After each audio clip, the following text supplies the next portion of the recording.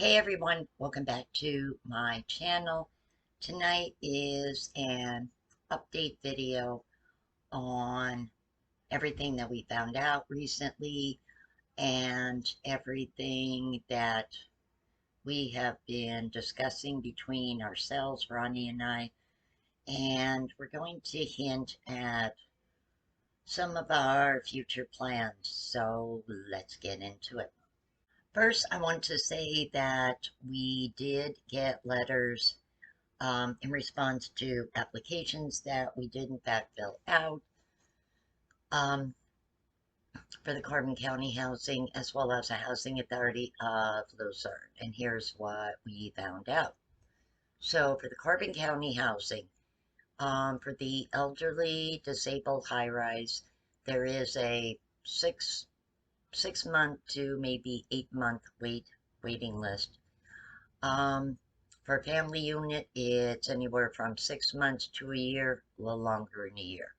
Now, for the Housing Authority of Luzerne, they told me a year's wait for the elderly disabled high rises and a 2 year wait for family unit. And that's better than some towns, definitely, but it's still a long wait. I mean, who wants to wait 2 years for a place? Who wants to wait a year for a place? Who can wait a year for a place? Like. But anyway, so that's what, we learned.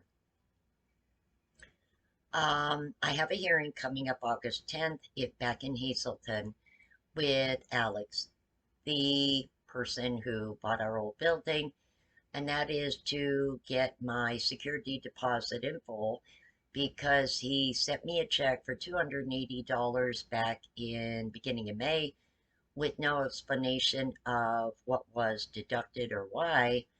And when I contacted legal services, they basically told me that he was supposed to include something in writing stating what he deducted, which he did not. And because of that, he is liable to reimburse me in full for the 600. I never cashed that check. I still have that check very much in my possession, uncashed. So that hearing is coming up on the 10th at 11 o'clock. I'm not foreseeing any kind of an issue with that. So that shouldn't be, anything problematic there. But when Ronnie and I talked about, the situation with housing, we really had some in-depth conversations with it. And I will discuss this a little bit more towards the end of this video. But what I actually wanted to talk about in today's video is mental health and homelessness and the gamut of mind states you experience when you're dealing with this and going through this. And I can only speak for us, ourselves. I can't speak for someone who is living in an abandoned building or someone who is sleeping in a tent. I can only, say what we deal with, what we experience. So, of course, everyone knows, like, I was angry, the other tenants were angry, everybody was angry.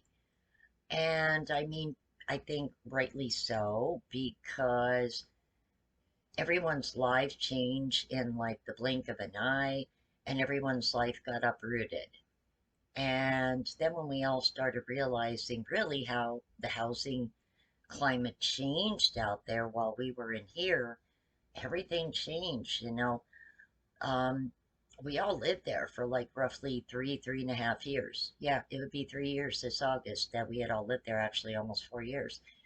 So I'm sure none of us were really keeping tabs on rents going up and things like that. We didn't have any reason to. So it was a bit of a rude awakening to actually see how things changed since, we had moved into Harrison Street. And it's not getting any better. It's just getting worse and worse. I mean, where does it stop?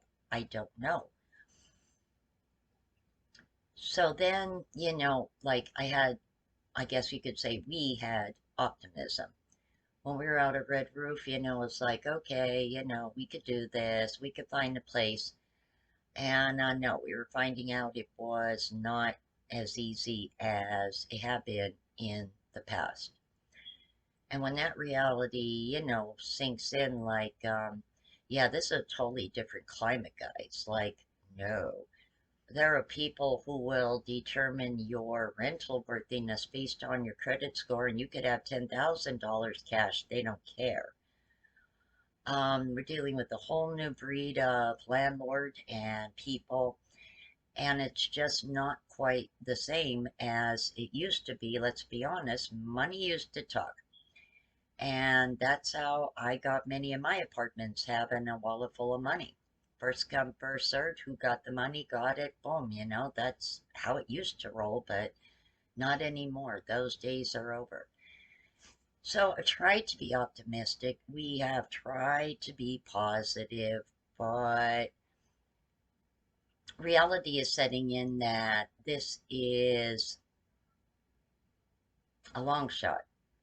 And the thing is, well, what are we going to do for a year, 2 years? Let's just say hypothetically for a year. At some point, my friend does want to sell her house, not right away, but down the road, because the taxes here in Jim Thorpe are very, very high. It's a tourist area. This is a private development. The property taxes and that are high, very high. Does she want to stay necessarily in this area? I don't know. I mean, she has, even thought about maybe getting a house with her parents, you know. Um, and that's a good thing. That's a wonderful thing. She wants to go back to work. So, I mean, you know, also winter time. Winter was terrible last year. I was in a lot of pain this past winter, and I just am like, I don't want to deal with another winter. No, no, no, no, no, no. So everyone's emotions have really been put to the test lately. When we were all cleaning that bedroom that Ashley had her belongings in, Techie had a breakdown, and understandably so, because she was putting aside her husband's clothing. And I understand that that is hard because it feels like a certain closure, like this is it, you're not here anymore. And that's still hard. It's still fresh. And so that was a very emotional time for her. Ronnie has a severe case of insomnia. He's dealt with insomnia since he was a teenager, but he was awake for almost 2 days. And he had a breakdown one day just thinking about his dad and everything and wishing that his dad was here. And I wish his dad was here to talk to say, like, okay, what would you do?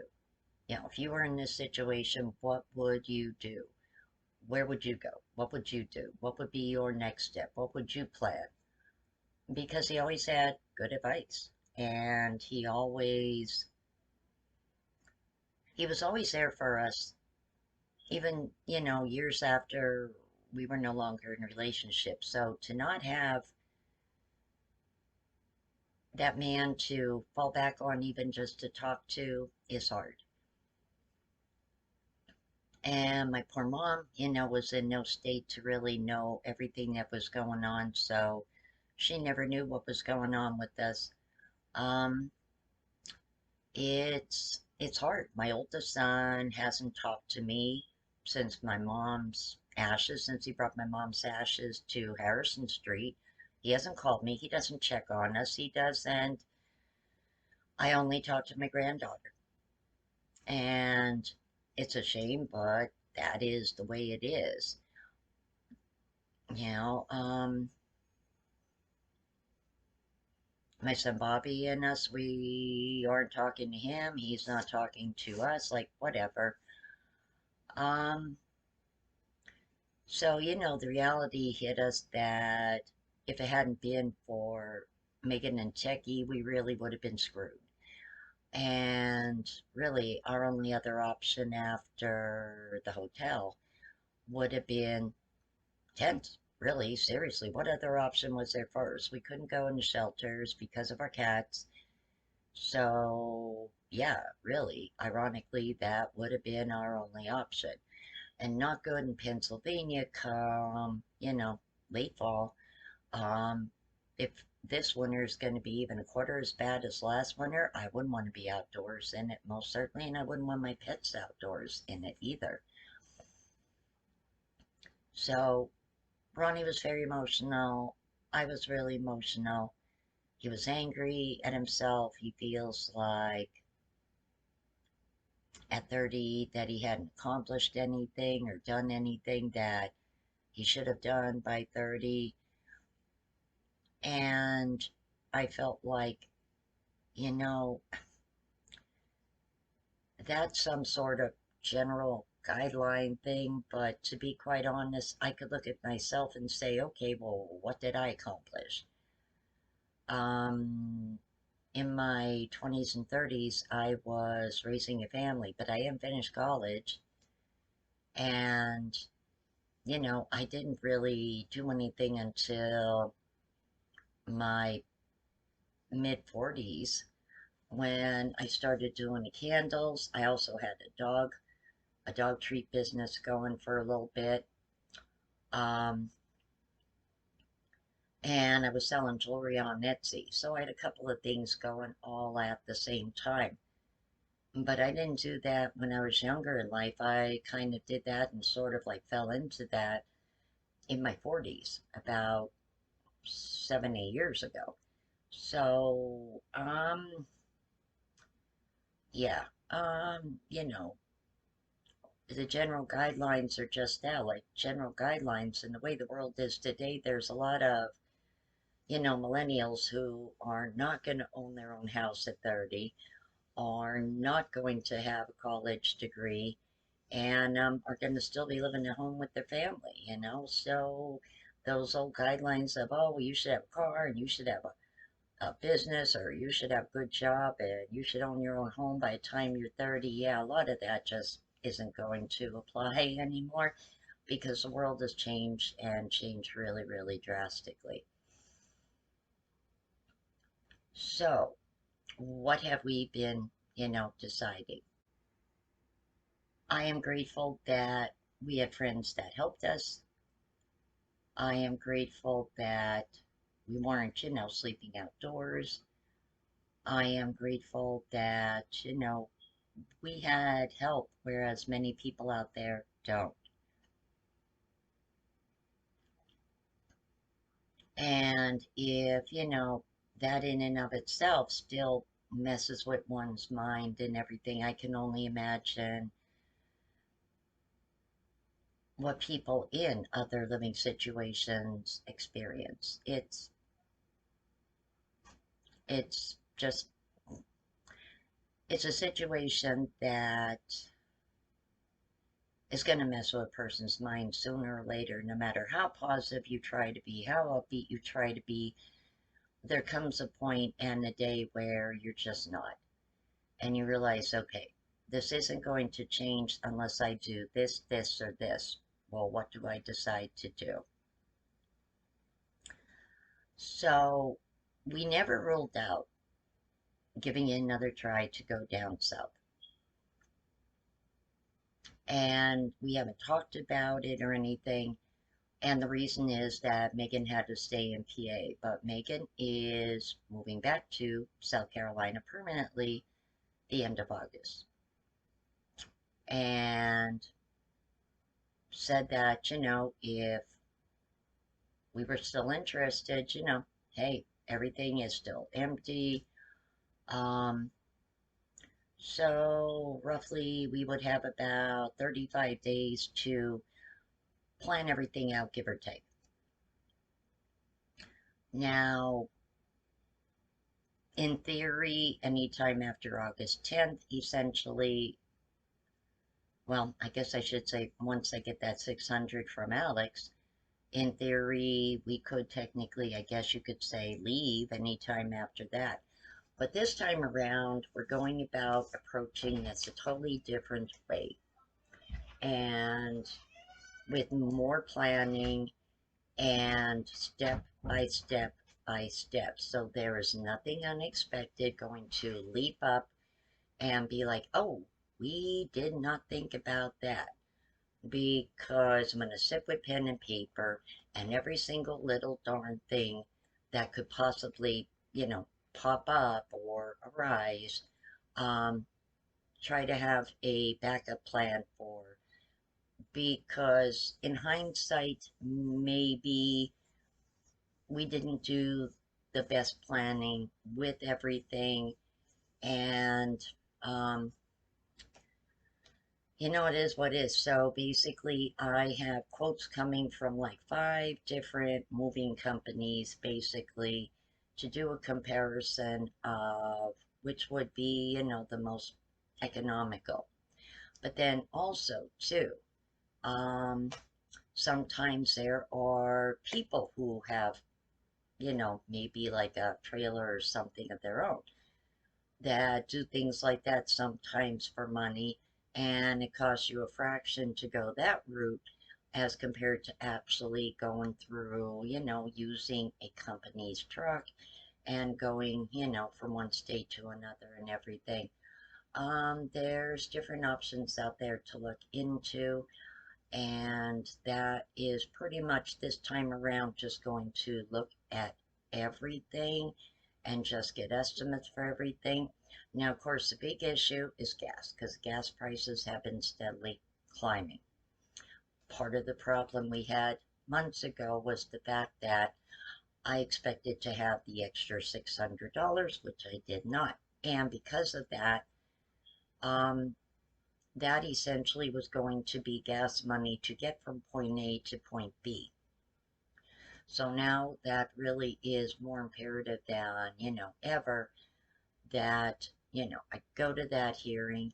And as I said, I don't foresee an issue because it's pretty simple, cut and dried.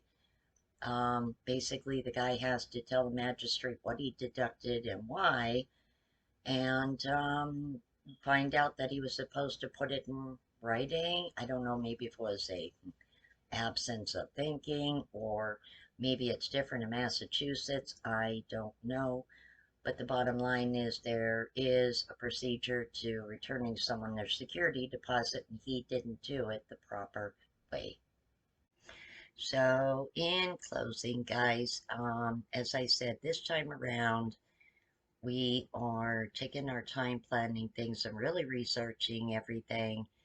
And, this is going to be a much more thought out, planned out process as compared to a couple of months ago.